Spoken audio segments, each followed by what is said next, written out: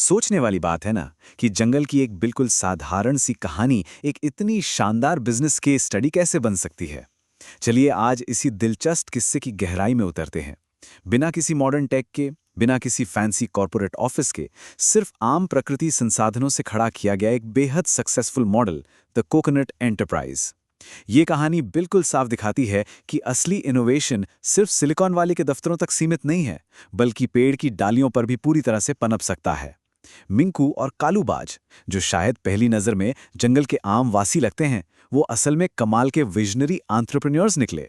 इस एक्सप्लेनर में हम यही समझने वाले हैं कि कैसे एक बंदर और एक बाज ने मिलकर एक ऐसा जबरदस्त बिजनेस मॉडल तैयार कर दिया जिसने बड़े बड़े स्टार्टअप्स को भी सोचने पर मजबूर कर दिया।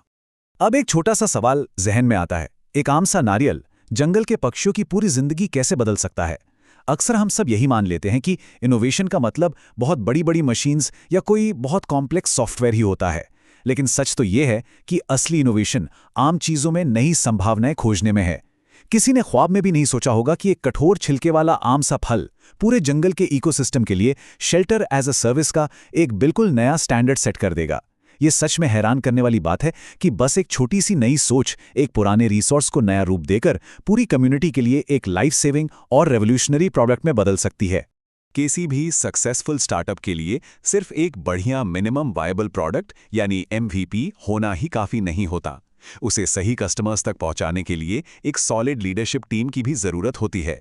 जब कालूबाज ने मिंकू के साथ हाथ मिलाया तो ये किसी मॉडर्न स्ट्रैटेजिक पार्टनरशिप से बिल्कुल भी कम नहीं था। अगर थोड़ी कॉर्पोरेट भाषा में कहें तो मिंकू यहाँ एक चीफ प्रोडक्ट ऑफिसर यानी सीपीओ की भूमिका निभा रहा है, जिसके पास मैन्युफैक्चरिंग का कमाल का स्किल है, और दूसरी तरफ कालूबाज सीधे सीधे head of logistics and distribution है। सुनने में शायद थोड़ा मजेदार लगे कि एक बंदर और एक बाज की supply chain modern tech company से भी ज्यादा स्मूथ है, लेकिन इन दोनों का साथ आना ही वो टर्निंग पॉइंट था जिसने इस पूरे एंटरप्राइज की एक मजबूत नींव रखी। ये बिजनेस मॉडल असल में काम कैसे करता है, इसकी एफिशिएंसी सच में दंग करने वाली है। ये किसी भी टॉप टियर मॉडर्न फैक्ट्री की मैन्युफैक्चरिंग और लॉजिस्टिक्स चेन को आराम से टक्कर दे सकता है। चलिए इसे स्टेप्स में समझते हैं। स्टेप 1, मिंकू नारियल के अंदर छेद करके उसे एक परफेक्ट घर का आकार देता है, एकदम फास्ट और डायरेक्ट प्रोडक्शन। स्टेप 2, कस्टमर आता है और अपना ऑर्डर प्लेस करता है। और स्टेप 3, जो सबसे क्रूशियल है, कालूबाज उस नारियल को लेकर कस्टमर के बताए हुए पेड़ पर फिट कर आता है। ये लास्ट माइल डिलीवरी और जीरो फ्रिक्शन इंस्टॉलेशन का एकदम टेक्स्ट बुक एग्जाम्पल है। अगर थोड़ा पीछे हटकर देखा जाए तो ये किसी भी मॉडर्न ड्रोन डिलीवरी नेटवर्क से कहीं ज्यादा तेज और सटीक है। डिमांड और सप्लाई का ये साइकिल बिना किसी फ्रिक्शन के अपनी पूरी रफ्तार से दौड़ रहा है। जब प्रोडक्ट सच में दमदार हो और डिलीवरी सर्विस एकदम स्पॉट ऑन हो, तो बिजनेस को आग की तरह फैलने में वक्त नहीं लगता। देखते ही देखते पूरे जंगल में मिंकू के बनाए हुए नारियल के घर लटकते हुए नजर आने लगे। इसे बिजनेस की दुनिया में ऑर्गेनिक मार्केट पेनिट्रेशन कहा जाता है। जब कोई पक्षी अपने पड़ोसी को एक सेफ और आरामदायक नारियल के घर में आराम करते हुए देखता है, तो वो सबसे बड़ा प्रूफ ऑफ कॉन्सेप्ट बन जाता है। बस इसी वर्ड ऑफ माउथ मार्केटिंग के दम पर यह ब्रांड पूरे मार्केट में छा गया। जंगल के हर कोने में झूलने वाले ये घर इस बात का साक्षात सबूत बन गए कि एक सिंपल सा आइडिया कितनी तेजी से और कितनी गहराई तक अपनी जगह बना सकता है। अगर इस पूरी जर्नी को एक टाइमलाइन पर रखकर देखा जाए तो पहले फेज में मिंकू और कालूबाज प्रोडक्शन और डिलीवरी का काम स्टार्ट करते हैं। दूसरे फेज आते आते घर पूरे जंगल में फैलने लगते हैं और बिजनेस एकदम पीक पर पहुंच जाता है।